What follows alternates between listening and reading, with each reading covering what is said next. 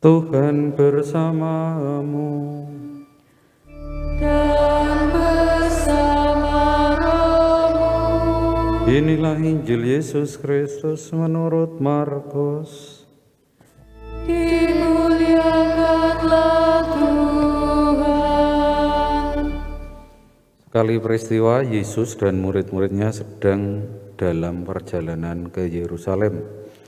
Yesus berjalan di depan, para murid merasa cemas, dan orang-orang yang mengikuti dia dari belakang pun merasa takut. Sekali lagi Yesus memanggil ke-12 muridnya dan ia mengatakan kepada mereka apa yang akan terjadi atas dirinya. Yesus berkata, "Sekarang kita pergi ke Yerusalem dan Anak Manusia akan diserahkan kepada imam-imam kepala dan ahli-ahli Taurat. Mereka akan menjatuhi dia hukuman mati. Mereka akan menyerahkan dia kepada bangsa-bangsa yang tidak mengenal Allah. Ia akan diolok-olok, diludahi, disesah, dibunuh, dan sesudah 3 hari akan bangkit." Lalu Yakobus dan Yohanes, anak-anak Zebedus, mendekati Yesus. Mereka berkata, "Guru, kami harap engkau mengabulkan suatu permohonan kami." Maka Yesus menjawab, "Apakah yang kalian ingin ku perbuat bagimu?" Mereka menjawab, "Perkenankanlah kami ini duduk dalam kemuliaan-Mu kelak, seorang di sebelah kanan dan seorang di sebelah kirimu." Tetapi Yesus berkata kepada mereka, "Kalian tidak tahu apa yang kalian minta. Sanggupkah kalian meminum piala yang harus kuminum dan dibaptis dengan pembaptisan yang harus kuterima?" Mereka menjawab, "Kami sanggup."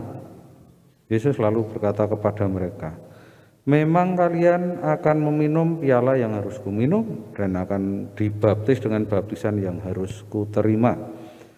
Tetapi hal duduk di sebelah kanan atau kiriku, aku tidak berhak memberikannya. Itu akan diberikan kepada orang-orang yang baginya telah disediakan." Mendengar itu, ke-10 murid yang lain menjadi marah kepada Yakobus dan Yohanes. Tetapi Yesus memanggil mereka lalu berkata, "Kalian tahu bahwa orang-orang yang disebut pemerintah bangsa-bangsa memerintah rakyatnya dengan tangan beksi.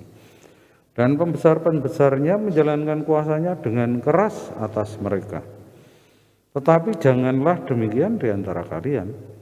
Barang siapa ingin menjadi besar di antara kalian, hendaklah ia menjadi pelayan. Dan barang siapa ingin menjadi yang terkemuka di antara kalian, hendaklah ia menjadi hamba untuk semuanya. Sebab Anak Manusia pun datang bukan untuk dilayani, melainkan untuk melayani dan untuk memberikan nyawanya sebagai tebusan bagi banyak orang." Demikianlah Injil Tuhan. Terpujilah Kristus.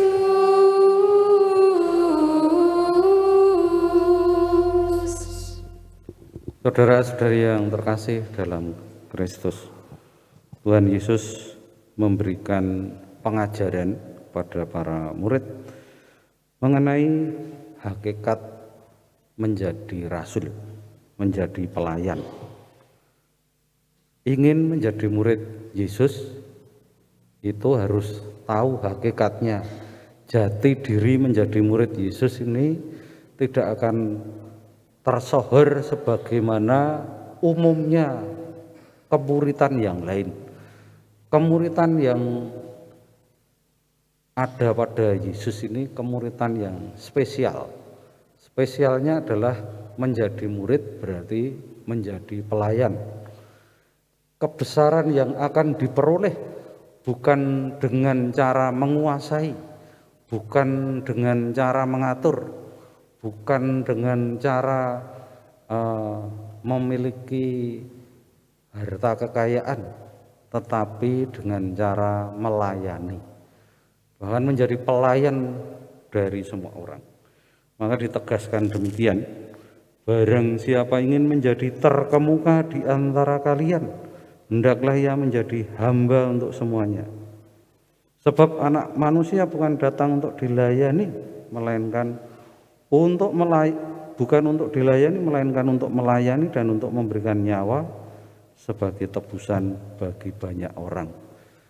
Dalam tugas pelayanannya itulah nyawa kita diserahkan, nyawa kita dipertaruhkan. Meskipun hanya melayani, tetapi taruhannya adalah nyawa, dan itu untuk semua orang. Itulah hakikat menjadi murid. Maka ini sangat bertentangan dengan keinginan manusiawi kita pada umumnya. Oleh sebab itu, spiritualitas ini perlu mendapat perhatian bagi kita dalam konteks hidup zaman ini. Karena yang namanya pelayanan ini cenderung makin lama makin disingkiri.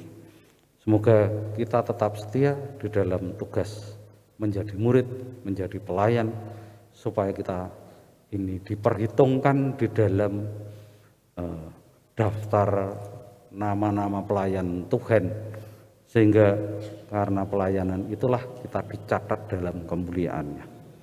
Dimuliakanlah Tuhan Allah sekarang dan selama-lamanya.